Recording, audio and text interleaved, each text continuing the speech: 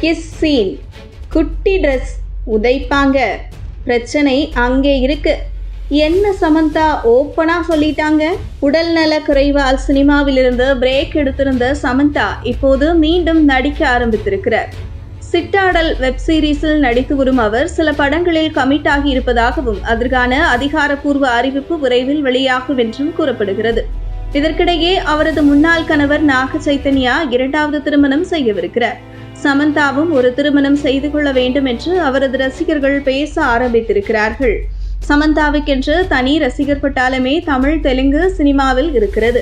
அவரது அழகும் திறமையும் சமந்தாவை முன்னணி ஹீரோயின் ஆக்கியது. தனக்கு கிடைத்த வாய்ப்பை சரியாக பயன்படுத்தி கொண்ட அவர் தன்னை படிப்படியாக வளர்த்து கொண்டார். முன்னணி ஹீரோக்களுடன் ஜோடி போட்டு நடித்து அதகலம் செய்தார். தமிழ் மட்டுமின்றி தெலுங்கு மொழியிலும் பிஸியான நடிகையாகவே வலம் வந்தார் சாம்.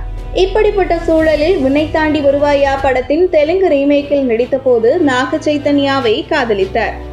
இரு வீட்டார் சம்மதத்துடன் கடந்த 2017ஆம் ஆண்டு நாக சைத்தன்யாவும் சமந்தாவும் திருமணம் செய்து கொண்டார்கள். ஆனால் சில வருடங்கள் மட்டுமே அவர்களது திருமண வாழ்க்கை நீடித்தது. ஏதோ காரணங்களால் அவர்கள் முறைப்படி விவாகரத்து பெற்றார்கள்.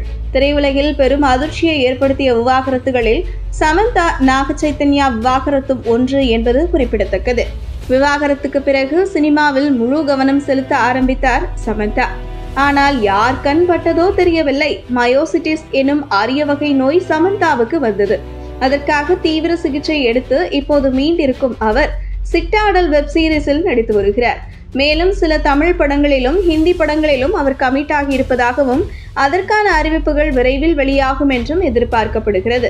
இதற்கிடையே சமந்தாவின் முன்னாள் கணவர் நாக சைத்தன்யா நடிகை சோபிதா துலிபாலாவை திருமணம் செய்யவிருக்கிறார். அவர்களது திருமணம் ஹைதராபாத்திலோ அல்லது ராஜஸ்தானிலோ நடைபெறலாம் என்று கருதப்படுகிறது.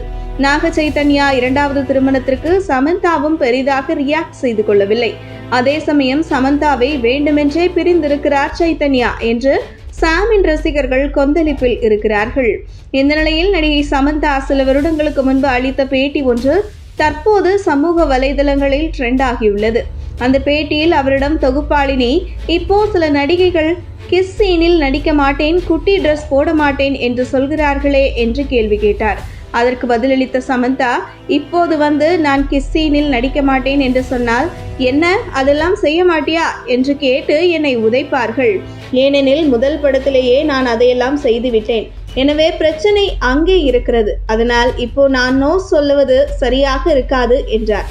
இந்த பேட்டியை பார்த்த ரசிகர்களில் ஒரு தரப்பினர் திருமணத்திற்கு பிறகும் சமந்தா இந்த கொள்கையில் உறுதியாக இருந்ததால் தான் பிரச்சனை ஆரம்பித்ததோ என சந்தேகத்தை கிளப்பி வருகிறார்கள்.